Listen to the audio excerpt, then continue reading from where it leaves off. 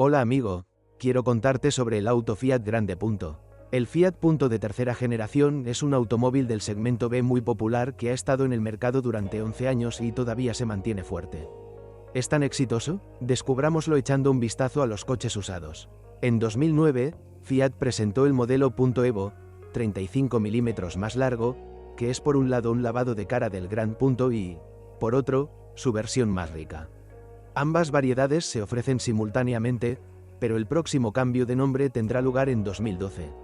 En ese momento, los apodos desaparecieron, y lo que quedó fue el propio Punto, que se ofreció en dos estándares diferentes. El más pobre, similar en el interior al Grande anterior, pero con la carrocería Evo, y el más rico que era simplemente el Evo anterior. Actualmente, el Punto sigue a la venta, pero solo en una versión de equipamiento con dos motorizaciones a elegir, 1,2, 69 CV, o 1,4, 77 CV. Motores. La elección de unidades de accionamiento es enorme y depende en gran medida del modelo específico del que estemos tratando. Los motores de gasolina básicos son el 1,28V con 65 o 69 CV. Un poco más potente es el motor 1,48V con 77 CV. Las versiones de 16 válvulas desarrollan 95 CV en el Grande o 105 CV en el Evo y Punto, motor multi-air. También hay una variante T-Jet sobrealimentada con 120, 155 o 180 CV en el Grande, y el multi-air turbo que genera 135 CV, 165 o 180 CV en el Punto Evo y solo en versión de 135 CV en el Punto.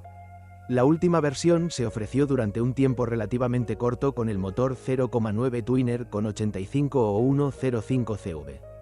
Pasemos ahora a los motores diésel. La unidad más antigua y menos moderna fue desde el principio el gran motor 1,9 Multijet con culata de 8 válvulas, que desarrollaba 120, 5 puertas, o 130 CV, 3 puertas. Ya no apareció en el Punto Evo, donde su lugar fue ocupado por el más moderno 1,6 Multijet de 120 CV. El mismo motor también se encontró bajo el capó del Grande Punto, así como del nuevo Punto de 2012. El motor 1,3 Multijet, más pequeño, se ofreció en todas las versiones y generaciones del Punto y tiene una potencia de 75-95 CV. ¿Qué motor elegir? Generalmente, cuanto más antiguo sea el modelo, más recomendamos la unidad de gasolina. Prácticamente cualquier motor no sobrealimentado, a excepción del pequeño y débil 1,2, que sencillamente no es adecuado para el Gran Punto. Es difícil contar con un buen rendimiento en el 1,4 de 8 válvulas, pero los 16V le dan al coche una dinámica agradable. Con los motores mencionados no hay problemas, y si algo se estropea suele ser algo menor, como el sistema de encendido, bobinas, el sistema eléctrico, sensores, o los accesorios, bomba de gasolina, alternador. El problema con algunas unidades de 16 de mayo es que se quema aceite. No es especialmente excesivo, pero hay que tenerlo en cuenta. Cada una de estas unidades tolera bien el funcionamiento con GLP. La excepción en este caso es la nueva unidad multi-air, que alcanza 1,05 CV en la versión atmosférica y más en la sobrealimentada. La tecnología de control de válvulas hidráulicas actualmente es bastante confiable y no causa ningún problema, pero puede haber un problema con las piezas, o más precisamente con sus precios. Si buscas un motor de gasolina potente, es mejor optar por el 1,4 T-Jet en el Grande Punto. Este es un excelente y uno de los mejores sistemas de propulsión de su clase. Es duradero y fiable, aunque las carcasas del turbocompresor tienen tendencia a agrietarse. Esto no se aplica a la versión más potente de la Abarth de 180 CV. No recomendamos especialmente la versión 0,9 Twinner debido a su bajo par y a los costes de reparación potencialmente elevados. Un coche cargado realmente no quiere moverse, a menos que estemos hablando de la versión de 105 caballos de fuerza. De momento no tenemos ninguna queja sobre estos motores ya que hay muy pocos en el mercado, pero los consideramos arriesgados.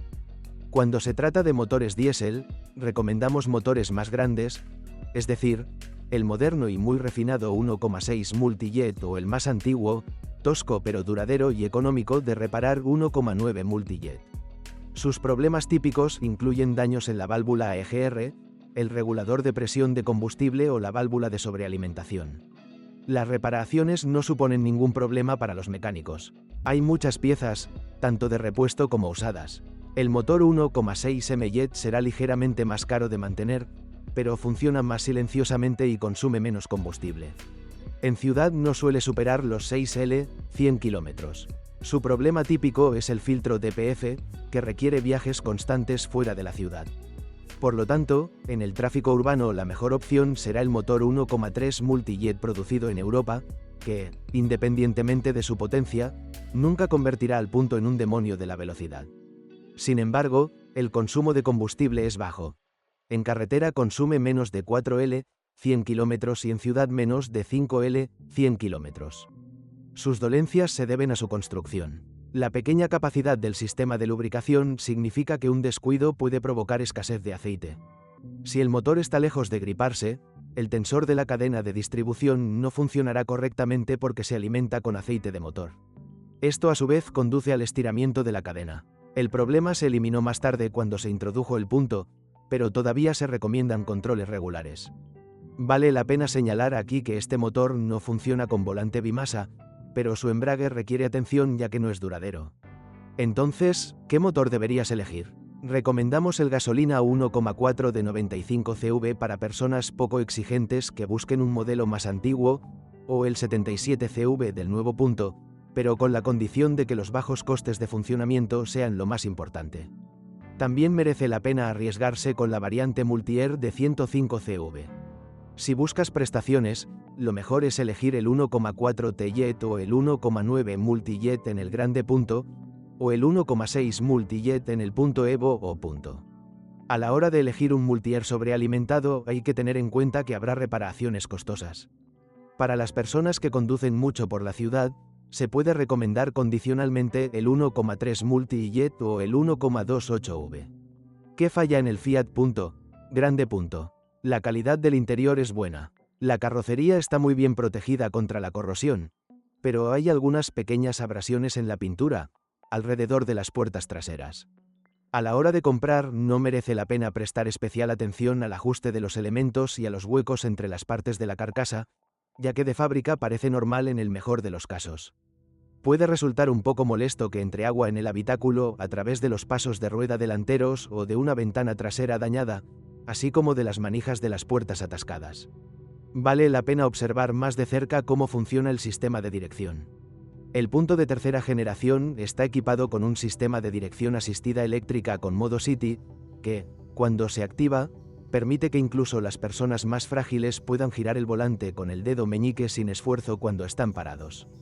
En realidad y en modo normal, la rueda debería girar con mucha facilidad. Si no es así, tendrás que estar preparado para gastar varios cientos de dólares en reparaciones. El eje de dirección puede estar defectuoso, lo que produce un ruido de golpeteo al realizar un giro brusco. Fue reparado como parte de una campaña de servicio. El chasis y los frenos no son las áreas más duraderas del punto, pero sí están entre las más económicas de mantener. Viga trasera aproximadamente cada 100.000. El KM requiere la sustitución de bujes baratos, mientras que el delantero solo requiere la sustitución de los cojinetes de los puntales McPherson y los brazos transversales, que están sujetos a una regeneración completa. Vale la pena revisar los tambores de freno de vez en cuando, ya que los frenos traseros pueden estar muy descuidados.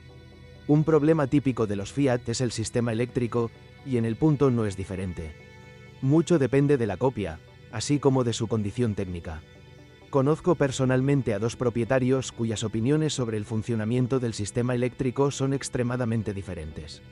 Uno visita el taller todo el tiempo, el otro no tiene ningún problema.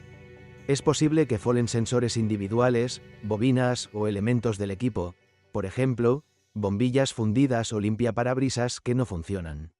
Se desaconseja el uso de cajas de cambios automáticas. Son muy pocos, pero aparecen ocasionalmente. Es cierto que es difícil obtener opiniones sobre ellos, pero la experiencia nos enseña que este tipo de transmisiones causan problemas costosos y no son divertidas de conducir. Este es uno de nuestros mayores activos, si no el mayor. El Fiat Punto de tercera generación es un modelo para el que se pueden comprar piezas fácilmente, siempre y cuando no elijas la versión 0,9 Twinner o Abarth.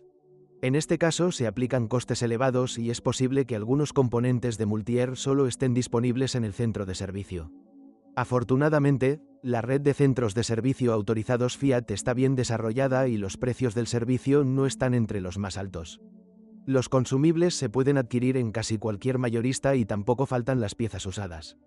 Los costos operativos generales no son altos porque casi todas las versiones de motor son económicas. Muchos de ellos no causan problemas costosos y los precios de los seguros y de los neumáticos son bajos. ¿Vale la pena comprar un Fiat Punto? En nuestra opinión, sí. Es un coche honesto que no conlleva costes elevados y a cambio ofrece motores económicos, mecánica duradera y condiciones de viaje cómodas.